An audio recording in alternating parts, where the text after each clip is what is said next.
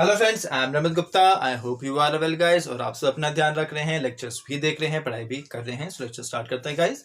इससे जो previous lecture था उसको हमने पार्ट 1 दिया था नाम, क्योंकि उसमें हमने बैंकिंग का मीनिंग पढ़ा और टाइप्स ऑफ बैंक जो 4 अवेलेबल हैं हमारे पास, उसमें जो सबसे पहला था कमर्शियल बैंक, उसको डिस्कस किया, उसका मीनिंग पढ़ा, उसको अच्छे से समझा। तो आगे मूव ऑन करते हैं, स्टार्ट करते हैं पार्ट 2, जिसमें कि हमारे पास जो टाइप्स ऑफ बैंक में बाकी के बैंक रह गए हैं, ठीक है, that is cooperative bank, specialised bank और सेंट्रल बैंक। इन तीनों को डिस्कस करते हैं, स्टार्ट करते हैं। तो सबसे पहला जो हमारे पास आएगा पार्ट 2 में, that is cooperative bank.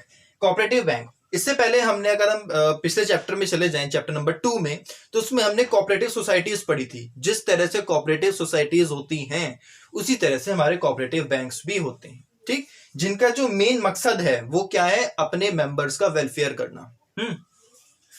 Cooperative banks are govern by the provision of state cooperative society act. जो हमारे कोऑपरेटिव बैंक्स होते हैं ये स्टेट कोऑपरेटिव सोसाइटी एक्ट के अंतर्गत चलते हैं, इनके द्वारा गवर्न होते हैं। I repeat, this is state cooperative society act, ठीक, and meant essentially for providing cheap credit to its members. और ये जो बनाए जाते हैं, इनका जो मकसद होता है वो क्या, कि ये प्रोवाइड कर सकें चीप क्रेडिट अपने ही मेंबर्स को, कि जो इनके मेंबर्स हैं उनको चीप क्रेडिट प्रोवाइड कर सकें।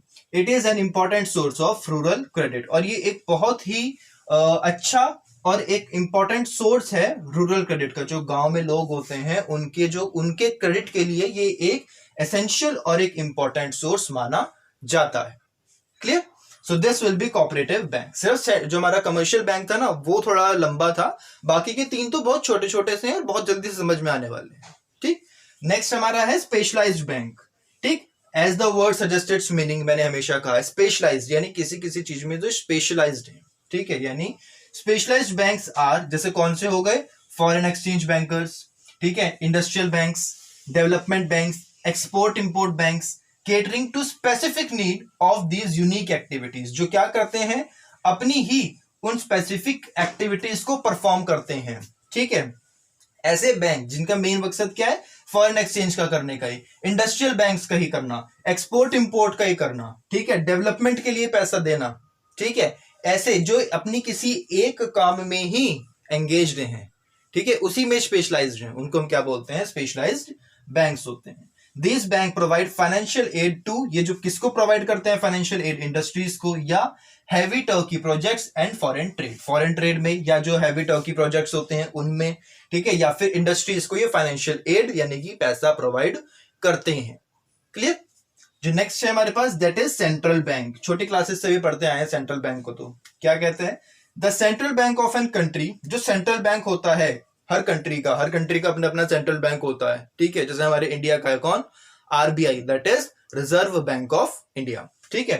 तो जो सेंट्रल बैंक होता है हर कंट्री का, वो क्या करता है, सुपरवाइज करता है, कंट्रोल करता है और रेगुलेट करता है, उसको चलाता है, उसको कंट्रोल करके रखता है, उसको निगरानी रखता है, सुपरवाइज करता है, किसको, the activities of all the commercial banks of the country. जितने भी कमर्शियल बैंक्स हैं किसी भी कंट्री के, उन सारे कमर्शियल बैंक्स को जो सेंट्रल बैंक होता है वो सुपरवाइज करता है, कंट्रोल करता है और रेगुलेट करता है। It also act as a government banker, और गवर्नमेंट बैंकर की तरह एक्ट करता है, ठीक।